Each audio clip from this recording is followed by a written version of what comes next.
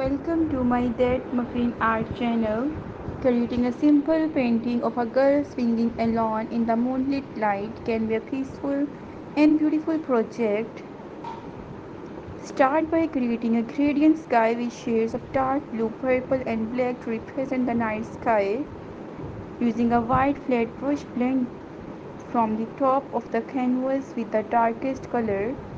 Paint a soft glowing moon. Use white paint mixed with a bit of yellow or light gray.